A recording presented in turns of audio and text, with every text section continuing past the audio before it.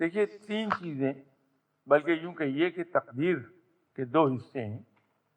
ایک حصہ ہے تقدیر مبرم، جو ہارڈلی 5 to 10% آف ٹوٹل تقدیر ہے، اور باقی 95% تقدیر معلق ہے.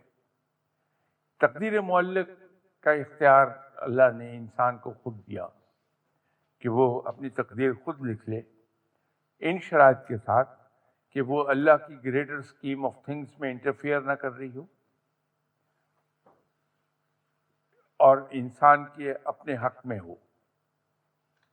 کیونکہ اللہ تعالیٰ سے جو کچھ ہم مانگتے ہیں، اگر اپنی کم علمی اور ناقص علمی کی وجہ سے ایسی چیز مانگ رہے ہوں جو ہمارے لیے ان دی لانگ رن فائدہ مند نہیں ہے، تو رب تعالیٰ جو بڑا مہربان ہے، رحیم و کریم ہے، وہ اس دعا کو قبول نہیں کرتا، لیکن اس کو کمپنسیٹ کر دیتا ہے کسی اور جگہ.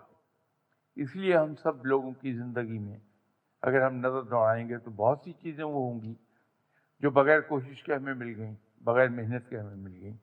یہ ان دعاؤں کی کمپنسیشن ہے جو ہم نے مانگی لیکن پوری نہیں.